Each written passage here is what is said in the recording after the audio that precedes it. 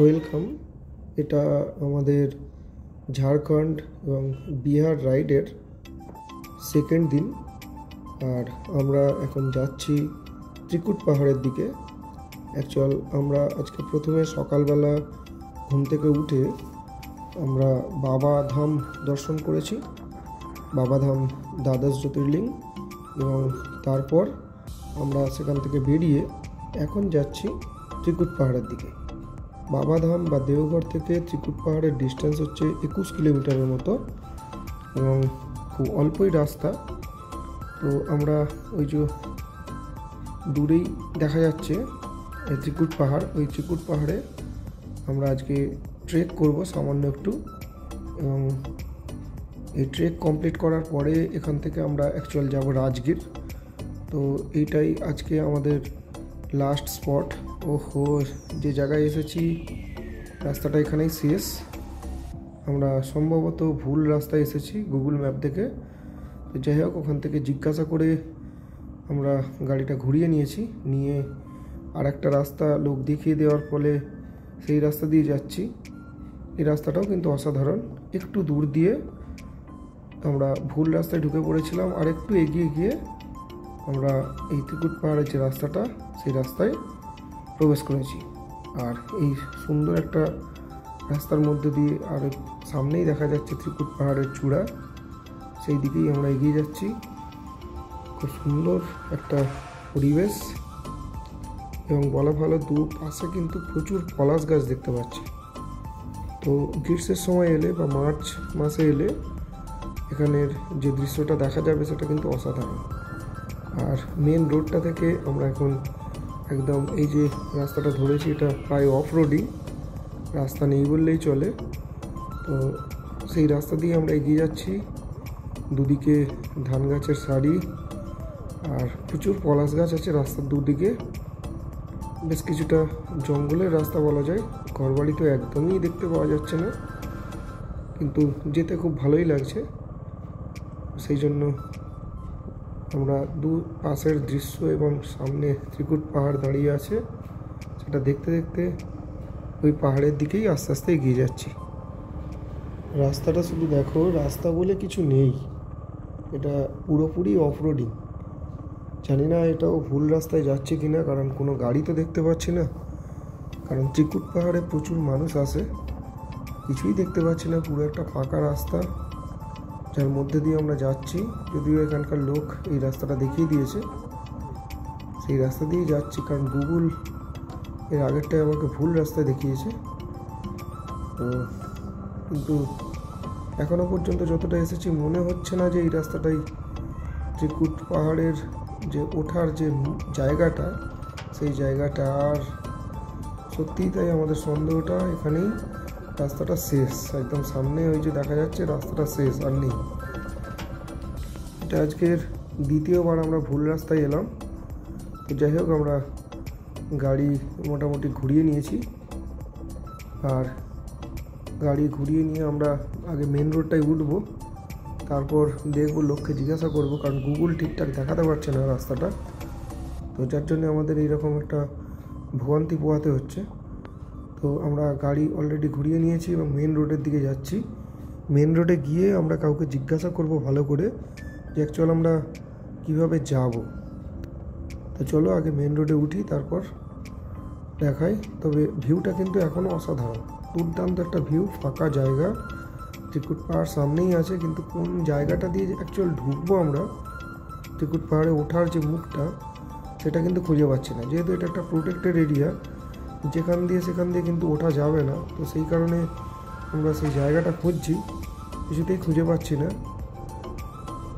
তো মেন রোডে না উঠলে কাউকে দেখাও পাচ্ছি না যে জিজ্ঞাসা করব যে কীভাবে যাব। আগে মেন রোডে উঠি। মেন রোডে উঠে এই সবে মাত্র উঠেছি, আর দাঁড়িয়ে এক জায়গায় জিজ্ঞাসা করলাম। ওরা বললো যে চোপা মোড়, এখান থেকে যেতে হবে চোপা মোড়। অ্যাকচুয়াল আমি যখন দেওঘর থেকে এসেছি দেখেছি যে একটা রাস্তা একটা জায়গাতে দুটো ভাগে ভাগ হয়ে গেছে। আমরা বাঁ দিকেরটা ধরেছি, অ্যাকচুয়াল ডান দিকেরটা ছিল দুমকার রাস্তা, ওই রাস্তাটাই ধরার কথা ছিল। ভুল করে আমরা বাঁদিকে চলে যাওয়ার ফলে এই ভোগান্তিটা হলো। মোটামুটি 15-30 কিলোমিটার এবং প্রায় 1 ঘন্টার মতো ঘোরা হলো। তো যাই হোক, পুরো ত্রিকুট পাহাড়টা আমরা বের করে অলরেডি ত্রিকুট পাহাড়ের খুব কাছে এসে গেছি, দুমকা রাস্তা ধরে। আর এই দেখো একদম পুরো ত্রিকুট পাহাড়ের এই যে পার্কিং এরিয়া আর এই যে অস্থায়ী দোকানপাট, এবার দেখে মনে হচ্ছে আমরা একদম ঠিকঠাক জায়গাতে পৌঁছেছি। আর এই হচ্ছে ত্রিকুট পাহাড়ে ওঠার একদম মেন পয়েন্ট। আমরা গাড়িটা জাস্ট পার্কিং করে দিয়েছি, দিয়ে এবার হেঁটে আমরা খানিকটা ওঠার চেষ্টা করব। আর এই দেখা যাচ্ছে দুদিকে দোকানের সারি, প্রচুর দোকান, অনেক কেনাকাটার জিনিস আছে, তারপর খাবারের দোকান আছে, চায়ের দোকান আছে, আচারের দোকান আছে। এই যে দোকানের সারি পুরো একদম চারিদিকে। আর প্রচুর ঘর সাজাবার জিনিস আছে অবশ্য, আখের রস এবং প্রচুর খেলনার দোকান, প্রচুর কিছু রয়েছে দোকান। শুধু দু সাইডে শুধু দোকান আর দোকান। আর এই যে মাঝখান দিয়ে সিঁড়ি, এই সিঁড়ি দিয়েই আমরা আস্তে আস্তে ওপরের দিকে উঠবো। অলরেডি আমরা খানিকটা উঠেও এসেছি। লোকজন একটু কমই আছে, কারণ এটা অ্যাকচুয়াল সিজন না। সিজন হচ্ছে ঠিক নভেম্বর থেকে মোটামুটি একটু ঠান্ডা পড়বে সেই সময় থেকে, তাই লোকজন একটু কমই আছে বলে যেতেও বেশ ভালো লাগছে। একদমই এই যে মুখটায় আমরা আছি, জাস্ট খানিকটা মাত্র উঠেছি। এরকম প্রচুর সিঁড়ির ধাপ আছে, এই ধাপগুলো দিয়ে দিয়ে উঠে যেতে হবে। অনেকগুলো মন্দির আছে, সামান্য একটুখানি বোধহয় একটা ঝর্ণা রয়েছে, দেখি সেটা দেখা যায় কিনা। আর এইরকমই সিঁড়ির ধাপ আর দু সাইডে দোকান। একদম প্রথমের দিকে এই দৃশ্য কিন্তু চোখে পড়বে, শুধু দোকান আর দোকান, বাইরে প্রাকৃতিক দৃশ্য কিছুই দেখতে পাচ্ছি না। আর এই খানিকটা উঠে আসার পরে এখানেই দোকান মোটামুটি শেষ, আর দোকান দেখতে পাচ্ছি না। আর এই যে বোল্ডার, এরকম ওয়েদারিং হয়েছে। আর এই যে এগুলো আশ্রম করা আছে, এখানে আশ্রমের যে লোকজন তারা থাকে। ও হ্যাঁ, যেটা বলার কথা সেটা হচ্ছে এখানে থাকবার মতো কিন্তু কোনো জায়গা সেরকম নেই, কারণ ত্রিকুট পাহাড়ে একটা প্রোটেক্টেড এরিয়া, এখানে থাকার কোনো বন্দোবস্ত নেই, কোনো হোটেল নেই। যারা আসবেন অবশ্যই দেওঘর থাকবেন, দেওঘর থেকে এখানে আসতে হবে। সেটা অটো হোক বা কোনো 4 চাকা হোক। অটোতেও প্রচুর লোক আসছে দেখেছি, ভাড়া হয়তো খুব সামান্যই নেবে, একটু বার্গেনিং করে নিতে হবে। আর এই যে এদের উৎপাত কিন্তু প্রচুর, ত্রিকুট পাহাড়ে প্রচুর উৎপাত কিন্তু এদের রয়েছে। এমনি কথাই আছে যে রাবণের রথ নাকি এই ত্রিকুট পাহাড়ের মাথায় নেমেছিল। তো আর এই হচ্ছে কালীমাতা মন্দির একটা, এরকম অনেক ছোট ছোট মন্দির কিন্তু এখানে রয়েছে। এই মন্দিরগুলো দেখতে দেখতে আমরা ওপরের দিকে যাচ্ছি। দৃশ্যটা কিন্তু বেশ ভালোই লাগছে। আর কালীমাতা মন্দির থেকে খানিকটা উঠে এসে আমরা যে জায়গাটায় আছি, এই যে বসে আছেন স্বয়ং হনুমান মন্দির, এই যে হনুমান গুহা, এই গুহার ভেতরেই হনুমানজি অধিষ্ঠিত। আর এখানেই হনুমানের উৎপাত সব থেকে বেশি, প্রচুর পরিমাণে রয়েছে। আর ওদের থেকে কিন্তু সাবধান, যে কোনো জিনিস হাত থেকে কিন্তু ছিনিয়ে নিয়ে চলে যাবে।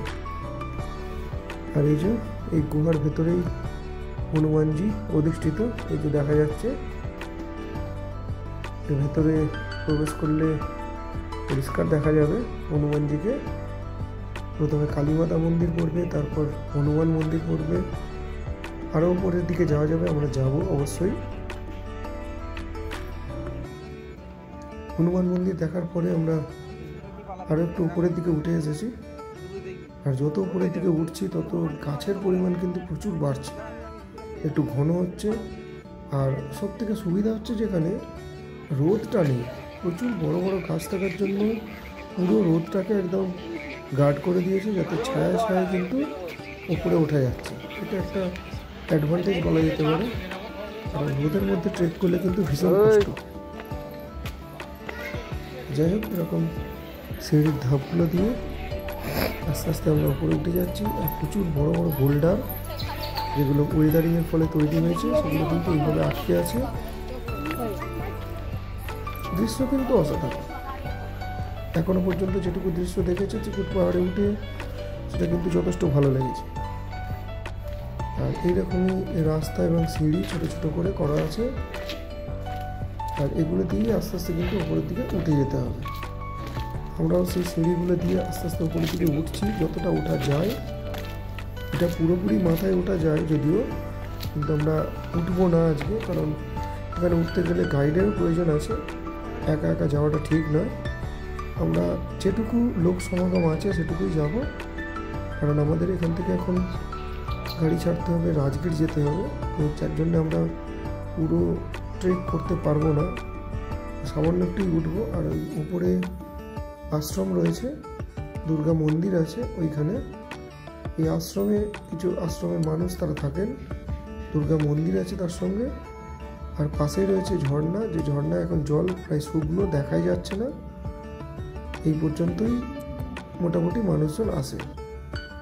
এরপরে আমাদের নামার পালা। ওই রাস্তাতেই আমরা আস্তে আস্তে আবার নেমে যাব, একই রাস্তা ধরে। তো চলো আর সময় নষ্ট না করে আমরা আস্তে আস্তে নিচের দিকে নামি। এই হচ্ছে আমাদের ত্রিকুট পাহাড় দর্শন।